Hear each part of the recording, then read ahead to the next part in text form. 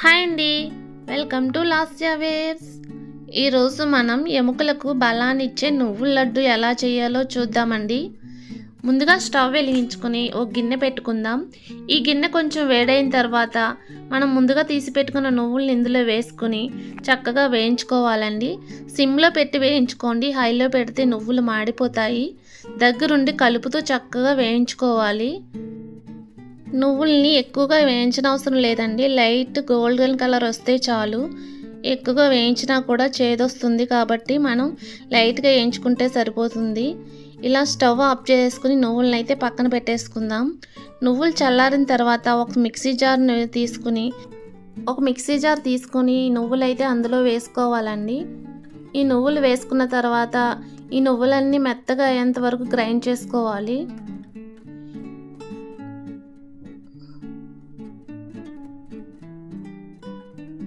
చూడండి, ఇలా మెత్తగా అయ్యేంత వరకు గ్రైండ్ చేసుకోవాలి.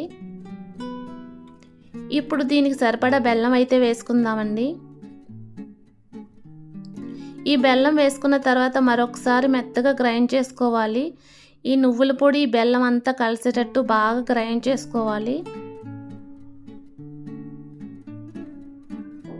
చూడండి, బెల్లమును నువ్వుల పొడి చక్కగా కలిసిపోయింది. ఇప్పుడు దీన్ని మనం ఒక బౌల్లోకి తీసేసుకుందాము. ఇప్పుడు ఈ గిన్నెలో తీసేసుకుని మళ్ళీ ఒకసారి ఈ పొడినంతా కూడా చేత్తో బాగా కలుపుకుందామండి.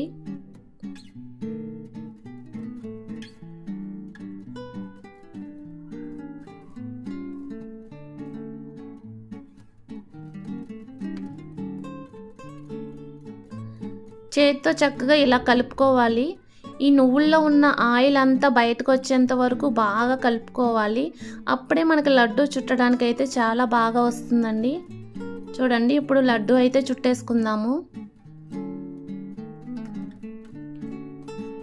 ఇలా చక్కగా రౌండ్గా లడ్డు అయితే చుట్టేసుకుంటున్నాము.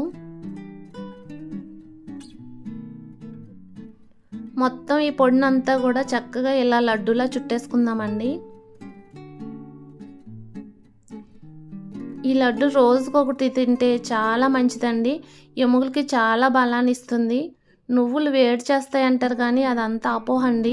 నువ్వులు ఆరోగ్యానికి చాలా మంచిది. రోజుకు ఒక లడ్డు తింటే ఎముకలకు బలాన్ని ఇస్తుంది, నడుము నొప్పి రాదు, చాలా మంచిదండి. ఇలా మొత్తం లడ్డూలన్నీ చుట్టుకున్న తర్వాత చక్కగా ఇలాగ ఒక బాక్స్లో స్టోర్ చేసుకుందాం. చూడండి ఎంత చక్కగా కనిపిస్తున్నాయో. ఈ వీడియో నచ్చినట్టయితే ప్లీజ్ లైక్ చేయండి, షేర్ చేయండి, సబ్స్క్రైబ్